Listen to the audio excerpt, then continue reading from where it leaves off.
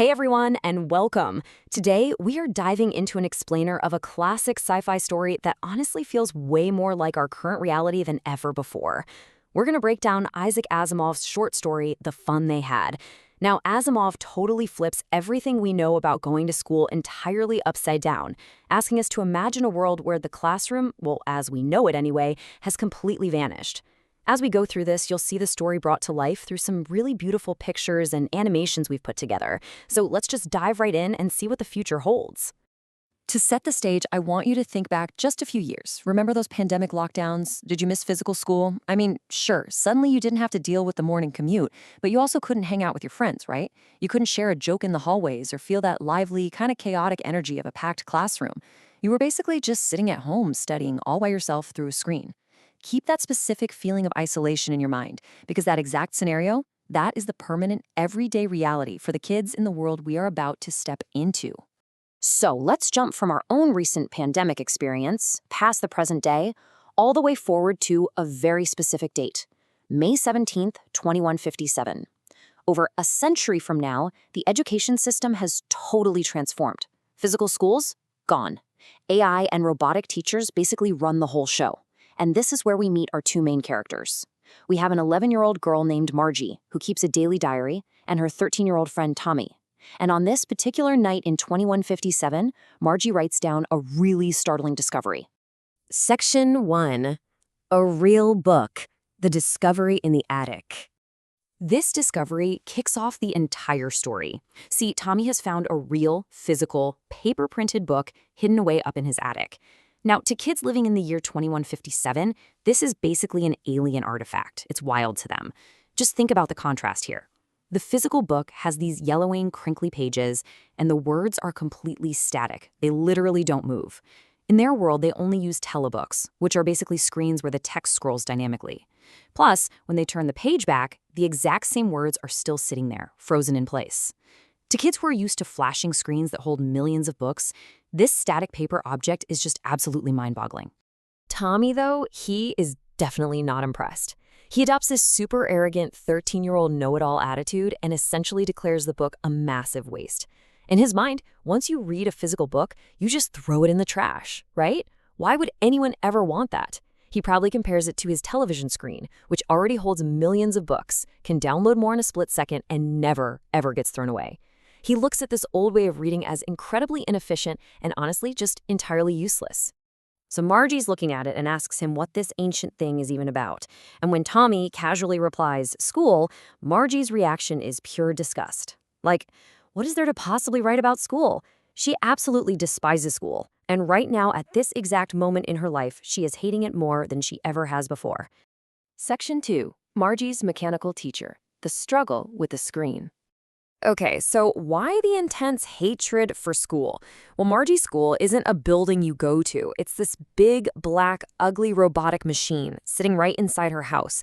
And lately, this mechanical teacher has been relentlessly throwing geography tests at her, one after another, and her grades are just plummeting. Her mother gets really worried and calls in a specialist, the county inspector. He's described as the small, round man with a red face, lugging around a heavy toolkit literally full of dials and wires. He hands Margie an apple, starts dismantling her mechanical teacher, and Margie is secretly, desperately praying that he won't know how to put the dreaded thing back together. Margie is crossing her fingers, hoping for a long break. She actually remembered a time when Tommy's history teacher completely blinked out, and they had to take it away for an entire month. That was the dream. But her hopes are shattered pretty quickly. The inspector takes the machine apart, realizes the geography sector was geared a little too fast, and slows it down to an average 10-year-old's level. Within just an hour, the big black screen is completely reassembled, powered up, and ready to torture her all over again. You know, this future version of education is just so incredibly cold. The feature Margie dreads the absolute most isn't even the lessons, it's the homework slot. She has to submit all her work into this mechanical slot using a specialized punch code. And get this, she was forced to learn that code when she was just 6 years old. Once she slides the paper in, the mechanical teacher calculates her grade instantly. There's no waiting a day or two for a human teacher to review it and leave a nice note. It's just instant, ruthless, mechanical judgment. Section 3. The old school system centuries ago.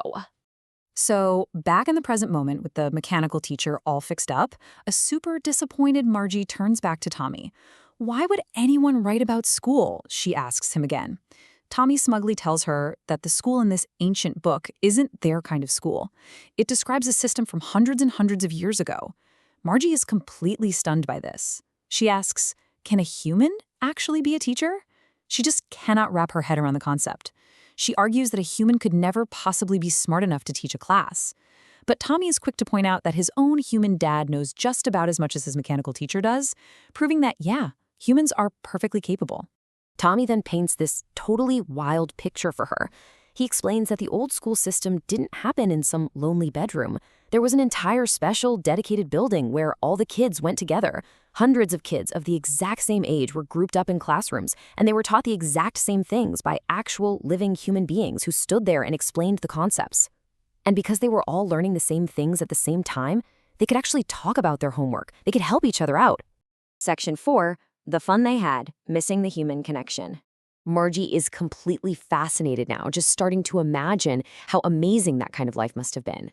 But before they can even get halfway through the book, Margie's mother calls out. It's time for school.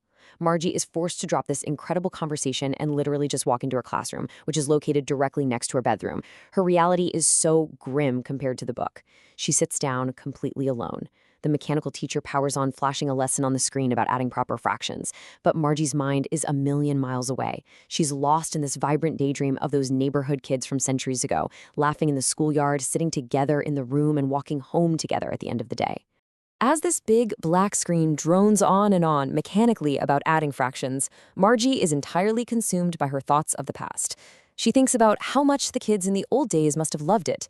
And then we get the final, super poignant thought that drifts through her mind, the exact thought that gives this whole story its title. She's imagining the children of the past, and she thinks about the fun they had.